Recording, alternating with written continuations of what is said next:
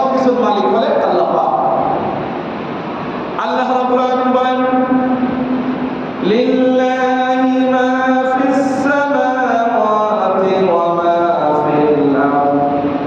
আল্লাহ পাক বলেন আকাশ এবং জমিনে যা কিছু আছে সমস্ত কিছুর মালিকানা লিল্লাহি, লামে তাকিদ দিয়ে আল্লাহ পাক বললেন লিল্লাহি, লামে তাকিদ দিয়ে আল্লাহ পাক খাস করে দিলেন শুধুমাত্র আল্লাহর জন্য।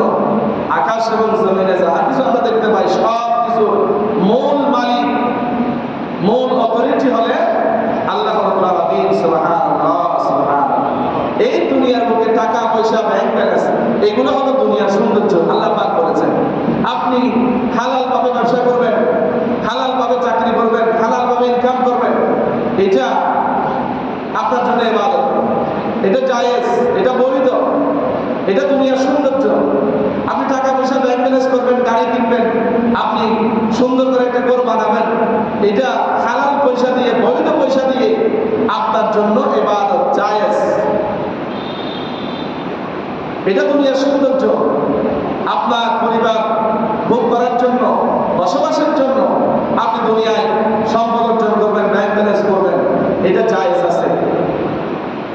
আল্লাহ রাব্বুল আলামিন বলেন আল মাল ওয়াল বানুনা জিনাতুল হায়াতিদ দুনিয়া।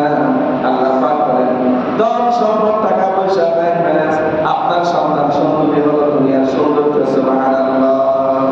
সুতরাং এই টাকা পয়সা, ব্যাংক ব্যালেন্স এগুলি হচ্ছে দুনিয়ার সৌন্দর্য।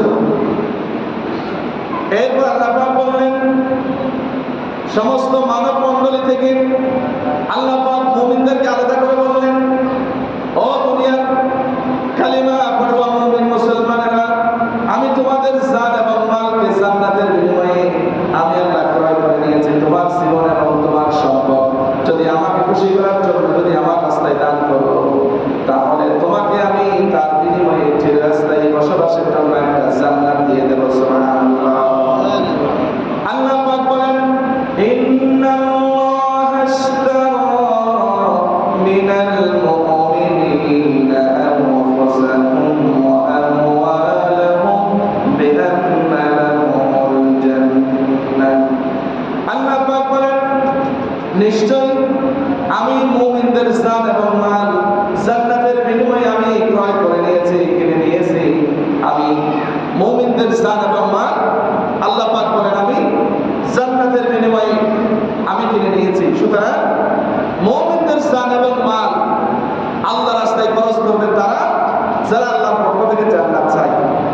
এই জান্নাত, এই জান্নাতের বিনিময়, এই জান্নাতের সৌন্দর্য, জান্নাত কত বড় নিয়ামত, এটা মা লা আইনুন রাআত ওয়ালা উযুনুন সামিআত।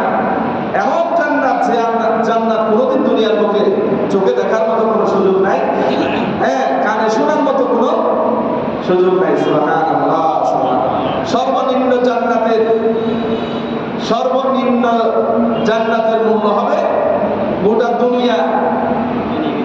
দুনিয়াকে যদি আপনি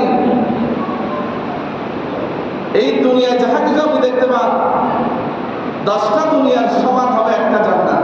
সুবহানাল্লাহ, সুবহানাল্লাহ।